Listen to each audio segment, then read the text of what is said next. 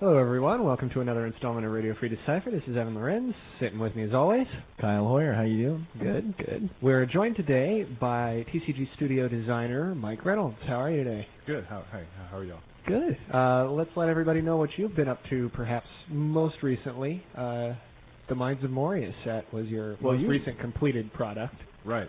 Most recent completed, because you've been not working on mines for quite a while now. That's right. Yeah, I've been working on 2 towers for the last couple months, but 2 towers. Before then was Mines. And since Mines is coming out this coming week, why don't you tell us a little bit about it? Well, the Mines of Moria is about Moria. Imagine dwarves. And the like. Yeah, and such. Mountain folk, underground stuff. And of course, the big headliners of Balrog. Sure. Right. But there's some other smaller headliners too, like maybe starting with the second section of the newspaper, you might see something about watching the water. Sure. Bad analogy. Yeah. Hey, we love the bad analogy here. Well, tell us, what were some of the design goals of the Mines of Moria set? Well, the same. There's just a general set of goals that we try to do with every set. Okay. We're trying to make new strategies. When you buy the mines, we would like for you to build brand new decks. It's like, wow, I've got to put in this 16-card Balrog component to my deck. Now, some of the new strategies that are introduced in Moria, let's see, there is Balrog, which you can certainly, either you can toss them in for the download, quote unquote, at the bridge, or you can play, a Balrog-centric strategy, right? Yeah, exactly, and you can do anything in between. Okay. You can just throw one copy in. If you've seen the common Balrog, then you can just throw one of those in your deck and download it on Site 5. You could put a card commitment upwards to, viably even at up to 18 cards. Because he has a lot of toys. Yeah, you can. He's got weapons. He's got stuff that seriously hurts Gandalf. Right. Archers. So it might depend on your metagame. It depends on what the rest of your deck does, but you've got a spectrum of commitment to the Balrog in your deck. Right, sure. Let's hit some of the other strategies in Moria. I've seen that you can basically do now 2 different kinds of Nazgul decks. You can really do a Nazgul deck focused on beats, and you can really do a Nazgul deck focused on burdens. Exactly. Yeah, and the burdens are supposed to really come to life in Mines of Moria, and actively giving proto burdens, and that's what the new type of Nazgul called Twilight Nazgul are all about. So there's a new manifestation, or new version of 4 of the Ring race, including the Witch King, and these guys really specialize, or are supposed to specialize in putting burdens and approaching the road to victory from a different angle. Did that go through a lot of iterations? Yes. That particular piece? Yes, it really did. Well, I do. I'm asking leading questions for those who don't. Yeah, it did. It was complicated because it's sensitive, making a new path of victory balanced and making it work. It's not trivial. It takes a lot of testing. Right. You have to test a lot. It sounds like corruption was maybe not, always intended from the beginning to be viable, but maybe intentionally left out of the first release, maybe, or not focused on as heavily. Yeah, exactly. We wanted corruption to play a role. We wanted it to have people's attention with the premiere, but it didn't really have to do much more than that. Okay. It's complicated, and we didn't want to throw a bunch of radical corruption stuff out there that maybe should have been developed a little bit better. Okay. So we were a bit conservative. Mines of Moria is more active. Okay. With corruption. All right. Interesting. What sort of strategy or theme would be your favorite of the Mines of Moria set? That's a good question. Well, I see you playing dwarves a lot. Yeah, I'm kind of a dwarf guy, and the dwarves have. I think everyone who hasn't seen the spoiler yet, it's on our website, will be pleasantly surprised. Just the general enhancement the dwarves get in almost all arenas. Would you say it's fair to play an all-dwarf array of companions now to help Frodo, obviously? But yes. And that was one of the goals of Mines of Moria? Yeah, exactly. It sure was. How viable is that as a fellowship strategy? With Mines of Moria, I feel pretty confident that you know, you can go into tournaments with a dwarf deck. Okay. That you can win tournaments with a dwarf deck. I know you specifically have been testing that a lot. Yeah. So you have probably more. You're You're like probably the the little guy. world expert on dwarves now in this game. For another couple days at least. Uh-huh. Yeah. What particular aspect of the set was probably your least favorite or most challenging? Yeah, I was going to say maybe most difficult to get hammered out. The Twilight, making the Twilight ring race work, you know, and corruption work is the thing that comes to mind. Making the Watcher and the Water work was challenging. Yeah. Right. Yeah.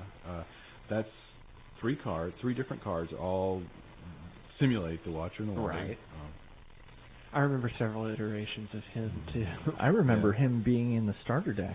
Yeah, or at least some form of the tentacle mechanic being in the starter decks, and we were testing those out and going, Yeah, right. Yeah, there was some tentacles that just didn't really work in the starter deck. It was either an all or nothing at Right. site 4, basically. Exactly. Now, I know you planned out very early, obviously, the whole path of, you know, the first 9 expansions for the game, but in particular, you also came back and discussed how the first movie would be divided up, you know, very specifically in these first 3 sets. Do you regret certain things that kind of got put on Realms of the Elf Lords that you didn't get to work on as much? Oh, sure. Maybe something we can look forward to in that set? Yeah, we had held off on the Elven Rings. You know, that was always right. They were sacred. Yeah, no, we can't put the Elven Rings yet. Yeah, they're going to be featured, and then suddenly they were allowed to be in Realms of the Elf Lords, which is not a project I'm directly working on. Okay. So it's like, well, darn. But come on, you've been going over there talking to those guys and saying, hey, how about if they did this? Yeah. I might have, I don't know. There's actually kind of a playtest little thing coming up for Realms of the Elf Lords in-house, isn't there? That's right, this weekend. Realms of the Elf Lords playtest weekend. That little bit. It'll be fun. a whole weekend affair there. Yeah. I can't wait to get my hands on some of that stuff. So They're upstairs actually kind of preparing for that test. Yeah. Really? Yeah. Clearing off tables. What else would you like to impart to the listeners out there? Like, what strategies do you think are going to be subtle enough that people don't pick up on them right away? Well, I think you have to look at Bilbo Baggins, because the Mines of Moria is also about Bilbo. There's a new version of Bilbo, and I believe there's like 4 cards that work with Bilbo. Okay. And there's even a site that pulls them out now right away. Right. And there's some also subtle things that Bilbo can do that maybe don't meet the eye. So you want to check out the old boy there. Okay. And the old boy. Yeah. Mike and Bill, you know, they've been hanging out for a long time. He calls him Bill, so. Right. Yeah. He's kind of short though. Also, hobbits get some serious boosting in terms of their ability to fight. I've seen that a promise. You had the promise deck, right? Right. Yeah. So you can have beefy hobbits. Okay. For better or worse. All right. Beefy hobbits. Right. Now, a couple of the cultures did not receive a lot of attention. Sure, because elves, obviously. Yeah, elves, right. They're purposely, going to be featured in the next expansion. However, there are 5 elf cards in the set, and they are all strong. You know, they are. I think I noticed the same about the Isengard culture cards in the set, that there weren't a lot, but the ones that were there, right, like that. Exactly. So, in some sense, since there weren't as many Isengard or Sauron cards, we want to make the ones that were there cool. Right, exactly. Right. Oh, and even maybe able to start new strategies within that culture. Yeah, exactly. Take advantage of old strategies. Sure. Okay. Yeah.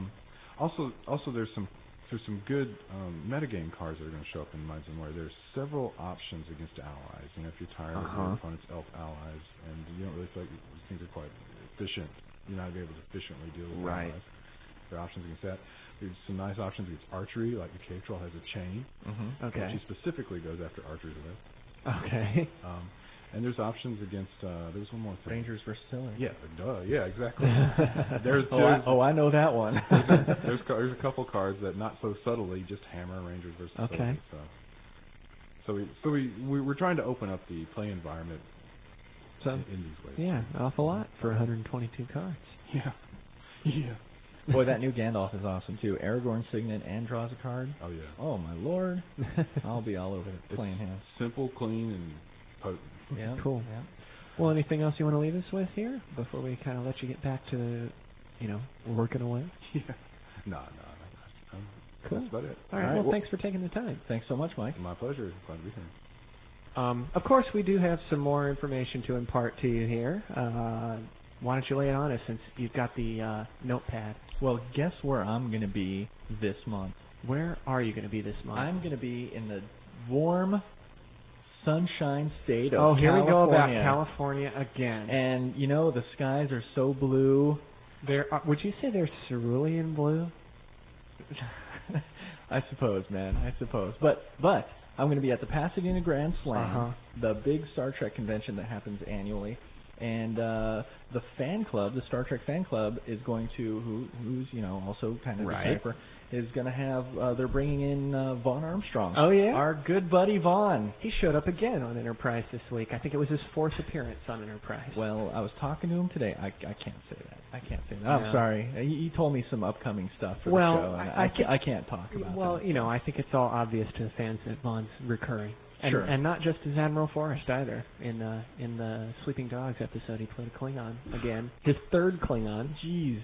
The guy is all over the place. He's just determined to play more parts than we'll ever manage to put on cards. Now that he knows about this whole card thing. Right. He said that he was someplace recently, and he was amazed at. Oh, he was at the Sci-Fi Expo in Plano, Texas, and he said that he was amazed how many people were bringing up our cards to him to get signed. Wow. Just like, you know, oh, I know these guys. And this, you know, great. He's such a great guy. So we're bringing him out to the Pasadena Grand Slam, and he's going to be signing on the booth and having a great time with us, and you know, singing his new song. That's right. I've heard about the song on his ukulele. He was telling me about it today, and he's like, "I'm bringing my ukulele so I can play it for you guys." That's great. I'm like, "I'm all over it, Vaughn." So there you are. After I know it's been a few broadcasts now where we've been talking about all these trade shows that you guys don't get to go to. Not this one. This is Pasadena Grand Slam, and you can get out there and see Vaughn, bring in your cards, hang out with the guy. You know what? When I call him back here soon, I'm gonna ask him if he can come on RFD again for us. That would be fun. And talk with us because he's just such a fun guy, and you know, he's great. Got the best stories. I like it. So we'll try and get him on here for all of you RFD listeners, as well as we have, you know, another programming note. We have another really, really cool celebrity interview coming up next week. Is it next week? Next week, Richard Taylor, the guy in charge of Weta, you know, basically the number 2 guy on the Lord of the Rings film after Peter Jackson. We're going to be doing an interview with him here on RFD next week. That's cool. Weta Workshop just did, you know, everything you see on the you know. They all did the costumes and all the weapons props, and props and special effects. They did all of that. So he very well may win an Oscar for special effects. He won the BAFTA award last week. So, you know, the guy is on a roll right now. So, and for the winner of the Lord of the Rings World Cup that's coming up later this year, for those of you that don't know about the World Cup, you know, you can go on Decipher.com into the Lord of the Rings area and you can find out about that. But the winning team of the World Cup gets to go to New Zealand and a tour of the Weta Workshops and hang out with Richard Taylor. So that's going to be really, really cool. So I'm very excited about this interview that we got going on next week. So I can't wait. He is a huge fan of our game. You, Evan, you actually taught Richard how to play. Yes, I did. And he had rave reviews of you, just saying, "My Lord, I understood everything. This guy is money," you know. So I remember that demo. Yep. He's a very nice guy. He's a very nice guy, and he just loves our cards, and he thinks they're the coolest thing. So we're going to be talking to him about the cards next week. We can't really talk too much about future things with him and stuff, but, you know, it's going to be really exciting. So cool. Be sure and tune in. Okay. Before we leave you, I have to do my obligatory Star Trek tidbit. What do you mean? We got tons of Star Trek stuff. Vaughn, man. Well, I meant the CCG. Okay. I mean, Vaughn is, you know, over and beyond, you know. He's Vaughn. He's Vaughn. You know. Right. I wanted to let everybody know that the motion picture set is now in the approval process. Oh, we're getting close. We're getting closer. It's still too early for me to, you know, kind of pitch a date out there where I can reliably, you know, expect that to hold fast. But it is in the approval process, and with Paramount, that is typically pretty speedy. So, you know, maybe by next broadcast we may have some spoilers. You know, we may have something to share. So, holy cow! You know, I can't promise news on the website next week, but it's probably not that far off. Wow. So there you go. Also, I didn't mention this before when we were talking about Pasadena. Pasadena Grand Slam at the Pasadena Convention Center, March 22nd through the 24th. Okay. So be there. Practically the entire crew of the Enterprise is going to be there, of the Enterprise show, as well as a bajillion other Star Trek actors. So it is definitely a time to schmooze and hobnob with all the characters you love so much. So. And on that note, I think we will conclude this broadcast day. Awesome. We have playtesting to do. Oh, that's right. Got to get up there to that. So, all right. Well, thanks everybody for tuning in, and we'll talk to you next week. Be sure and be here. Richard Taylor interview. So that's going to be good stuff. Other than that, have a great weekend. Take care.